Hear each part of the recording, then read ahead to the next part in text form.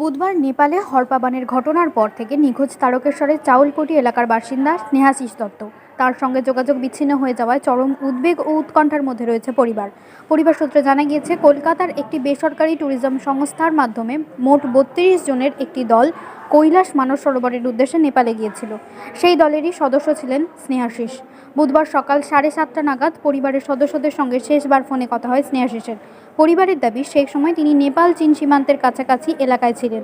এর কিছুক্ষণ পরই ওই এলাকায় হরপাবানের ঘটনা ঘটে। তারপর থেকেই তাঁর সঙ্গে আর কোনোভাবে যোগাযোগ করা সম্ভব হয়নি। পরিবারের আশঙ্কা, কৈলাস মানস সরোবর যাওয়ার পথে চীন সীমান্তের কাছে একটি এলাকায় বিশেষ অনুমতির প্রয়োজন হয়। স্নেহাশিস যে এলাকায় ছিলেন বলে জানা গিয়েছে, সেটি সেই পারমিশন সংক্রান্ত এলাকার কাছাকাছি। ফলে উদ্বেগ আরও বেড়েছে পরিবারের সদস্যদের। ইতিমধ্যেই নিখোঁজ স্নেহাশিসের ছবি ও প্রয়োজনীয় তথ্য উদ্ধারকারী দলের কাছে পাঠানো হয়েছে বলে পরিবার সূত্রে জানা গিয়েছে। পরিবারের দাবি, নেপালের রেস্কিউ টিম ছবি দেখে স্নেহাশিসের খোঁজ চালাচ্ছে। তার খোঁজ পাওয়া গেলে পরিবারের সঙ্গে যোগাযোগ করা হবে বলেও জানানো হয়েছে। ঘটনার পর থেকেই সরকারের সঙ্গেও যোগাযোগ রাখছেন পরিবারের সদস্যরা। প্রশাসনের কাছে তাদের আবেদন, দ্রুত উদ্ধারকারী দলকে কাজে লাগিয়ে স্নেহাশিসের সন্ধান করা হোক। কালকে কথা হয়েছে, না আজকেই, কাল সকালে 7:30টার সময় ওনার সাথে কথা হয়। তখন উনি নেপাল চায়না সীমান্তের একটি হোটেলে ছিলেন। সেখান থেকে উনি ফেসবুকে ছবিও শেয়ার করেছেন, ভিডিও কল করেছেন। 7:30টার সময় যখন লাস্ট কথা হলো, তারপরে 8:30টার সময় যে ট্যুর গাইডদের সঙ্গে ওনারা গেছেন চলো যাই, সেই চলো যাই থেকে ওখানকার যারা ট্যুর গাইড যারা গেছেন আর কি, ওনাদের সাথে কথা হয়েছিল। ওনাদের কাছে লাস্ট খবর 8:30টায় ছিল যে ওনারা এমবাসির পথে যাত্রা করেছেন। এবার আমরা খবরে দেখতে পাচ্ছি ডিজাস্টারের টাইম হচ্ছে 9টা। তো যে জায়গায় ওনারা ছিলেন ওনাদের লাস্ট কথা মতো আর ডিজাস্টার যেখানে হয়েছে, দুটো মানে মিলে যাচ্ছে। সেই জন্য আমাদের আশঙ্কাটা অনেক বেশি যে ওনারা যদি সেই ডিজাস্টারে পড়ে যান, তাহলে এখন তারা কিভাবে কি অবস্থায় আছেন, এটাই মেন আর কি আমাদের চিন্তার বিষয়। উনি তো বেড়াতেও ভালোবাসতেন। হ্যাঁ, উনি ভীষণ বেড়াতে ভালোবাসতেন। ওনার ট্রেকিং করা একটা শখ ছিল এবং দ্বাদশ জ্যোতির্লিঙ্গ ওনার ঘোরা কমপ্লিট হয়ে গেছে। খুব রিসেন্টলি লাস্ট 12 নম্বর জ্যোতির্লিঙ্গ উনি ঘুরে এলেন। এবং চলজয়ের সাথে এটা 2022 সালে কন্ট্যাক্ট ছিল, তখন করোনার জন্য ট্যুর বন্ধ ছিল। এই 2026 সালে আবার চলজয়ের সাথে কন্ট্যাক্ট করে এই মানস সরোবর কৈলাস ট্যুরটা উনি করেছিলেন। তো কাঠমান্ডু নেপাল ঘোরার পরেই যখন চায়না যাওয়ার পথে এই দুর্ঘটনাটা ঘটে।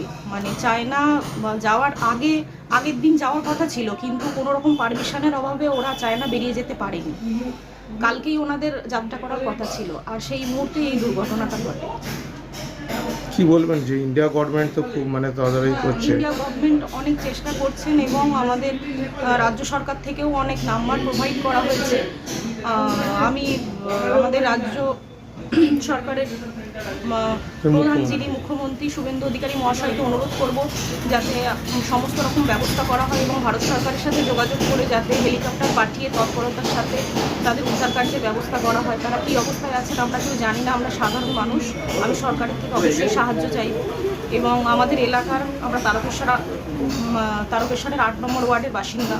তারকেশ্বরের বিধায়ক সন্তু পান মহাশয়ের কাছেও আমার অনুরোধ, আপনিও চেষ্টা করুন যেভাবে হোক একটু আমাদের পাশে থাকার, কিভাবে আমরা খুঁজে পেতে পারি আমার বাড়ির সদস্যদের এবং ওনার সাথে যাওয়া সমস্ত ট্যুরিস্টদের। আপনার নামটা? আমার নাম পল্লবী দত্ত। আপনি হচ্ছেন? আমি স্নেহাশিস দত্তের ভাইজি, উনি আমার সেজ কাকা হন। পল্লবী দত্ত। উনি কবে গিয়েছিলেন?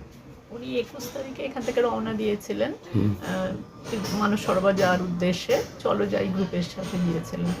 আচ্ছা, এই প্রথমবার উনি গিয়েছিলেন? না, উনি তো চলো যাওয়ার সাথেই প্রথমবার, কিন্তু উনি নিজে প্রচুর ভ্রমণ করেন। সব সময়তেই বছরে 2-3বার করে, কখনো নিজে যান, বেশিরভাগ বন্ধুদের একটা গ্রুপ আছে তাদের সাথে ট্রেকিং করতে যান।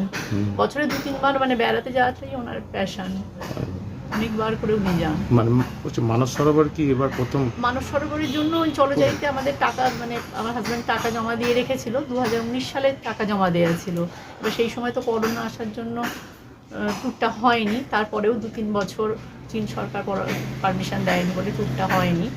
গত বছর ট্যুরটা আবার শুরু হয়েছিল, কিন্তু গত বছর আমার শাশুড়ি মা মারা যাওয়াতে গত বছর যাননি। এবছর আবার একদমই মানস সরোবর যাওয়ার জন্য খুব উতলা হয়ে উঠেছিলেন। সমস্ত কিছু ওদের সঙ্গে যোগাযোগ করে সব কিছু ব্যবস্থা করে 21 তারিখে রওনা দিলেন। এবং কালকে পর্যন্ত সকালে আমার সাথে কথা হয়েছে, সব কিছুই ঠিকঠাক চলছিল, সব মানে সুন্দরভাবে ওরা বেড়াচ্ছিলেন, যা যা দেখেছেন। কালকে যখন নেপাল আর চায়নার যে ইমিগ্রেশন সেন্টার, সেখানে যাওয়ার কথা ছিল ইমিগ্রেশনের জন্য, সেই রাস্তায় যাওয়ার পথে মানে রাস্তায় যাওয়ার আগে আমার সাথে কথা হয়েছে ওইদিকে যাওয়ার শুরু করার আগে, কিন্তু তারপরে ইমিগ্রেশন সেন্টার অবধি তারা পৌঁছতে পেরেছিলেন কিনা আমরা ঠিক বুঝতে পারছি না।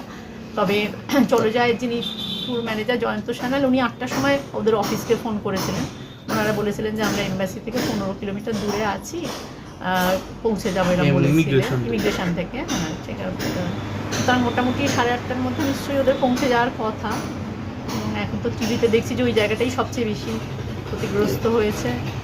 আমরা তারপর থেকে আর কারোর সাথে কোনো যোগাযোগ করতে পারিনি। চলে যায় যে 32 জন গেছেন, প্রত্যেকেই মানে সকলেই মিসিং, কারোর সাথে কোনো যোগাযোগ করা যায়নি। হেল্পলাইন নাম্বারেও ফোন করেছি এবং ইন্ডিয়ান অ্যাম্বাসিতেও ফোন করেছি। ওরা সব তথ্য নিয়েছেন আমাদের থেকে, বলছেন যে জানাবেন, কিছু খবর হলেই জানাবেন, কিন্তু এখনো পর্যন্ত আমরা সেখান থেকে কিছু জানতে পারিনি। মানে খুব টেনশনে আছেন? প্রচণ্ড টেনশনে আছি আমরা কাল থেকে। আমাদের মানে কোনো রকম যোগাযোগ করা যাচ্ছে না, আমরা কিছুই কি করবো আমরা কিছু ভেবে পাচ্ছি না। আমরা মানে কবে ফেরার কথা ছিল? ফেরার কথা ছিল ওনাদের 8 তারিখে, 6 তারিখে ট্রেনে চাপতেন, 8 তারিখে সকালে এসে নামার কথা ছিল। মানে মানস সরোবরও যেতে পেরেছেন কিনা সেটা শিওর না, মানস সরোবরে অনেক আগে, তো ওরা চায়নার যে ইমিগ্রেশন সেন্টার অবধিও গেছেন কিনা আমরা বুঝতে পারছি না। আমরা ধারণা করছি যে ওইখানে অবধি তারা গেছেন, এবং তারপরে চায়নাতে ঢুকে আবার অনেকটা রাস্তা অতিক্রম করার পর তারা মানস সরোবরে যেতেন, এবং যারা সেখান থেকে মানে মানস সরোবর দেখে যারা চলে আসবেন মনে করতেন তারা সেখান থেকে চলে আসতেন, আর যারা প্রদক্ষিণ করবে, কিছু সংখ্যক লোক যারা প্রদক্ষিণ করবে তারা প্রদক্ষিণ করবে, যাদের শরীর পারমিট করবে, এরকম কথা ছিল। কিন্তু তারা তো ইমিগ্রেশন সেন্টার অবধি পৌঁছেছেন কিনা আমরা বুঝতে পারছি না, কিন্তু ওই অঞ্চলটাই সব থেকে ক্ষতিগ্রস্ত। তাই আমাদের খুবই আশঙ্কা হচ্ছে কী অবস্থায় তারা আছেন, আমরা কিছু বুঝতে পারছি। আপনার নাম? আমার নাম সোমা দত্ত। সোমা দত্ত। হ্যাঁ, তো আমরা নেপাল এম্বাসি মানে ইন্ডিয়ান এম্বাসি নেপালে কন্ট্যাক্ট করি। তো ওনারা মানে আমাদের অ্যাসিওরেন্স দেয় যে অনেক হেলিকপ্টার, অনেক রেস্কিউ টিম, অনেক কিছু ডিপ্লয় হয়ে গেছে অলরেডি রেস্কিউ অপারেশন চলছে, আর কয়েকজনকে রেস্কিউ করাও হয়েছে। এবার তাদেরকে আইডেন্টিফাই এখনও করা হয়নি। তাদেরকে পাসপোর্ট দেখিয়ে, যেমন নেপালি রেসিডেন্টও আছেন, ইন্ডিয়ানও আছেন, বাইরেকার ফরেন রেসিডেন্টও আছেন, সব রকমের ইন্ডিভিজুয়ালদেরকেই রেস্কিউ করা হয়েছে। এবার তাদের এখনও আইডেন্টিফাই হয়নি, কিন্তু আইডেন্টিফাই হলেই একটা লিস্ট বেরোবে। ওই লিস্ট প্রথমেই আমাদের ফ্যামিলিকে প্রোভাইড করা হবে। আমাদের ফ্যামিলি সব ডিটেলস, বাবার প্রোফাইল সব ক্রিয়েট হয়ে গেছে ইন্ডিয়ান এম্বাসি থেকে। তো এবার আমরা আপডেট পেলেই আমাদেরকে জানাবেন। নাম সায়নদীপ দত্ত। নিউনুর সোফা সেন্টার, এখানে সমস্ত রকম সোফা পাইকারি ও রিটেলে বিক্রয় করা হয়। সমস্ত সোফা নিজস্ব কারখানায় তৈরি করা হয়। প্রোপাইটার হানিফ হোসেন খাঁ ও রুহুল হোসেন খাঁ, বড়ডোঙ্গল হাটতলা সিনেমা হলের সন্নিকটে, হুগলি। যোগাযোগ 7797170093 এবং 9382003105।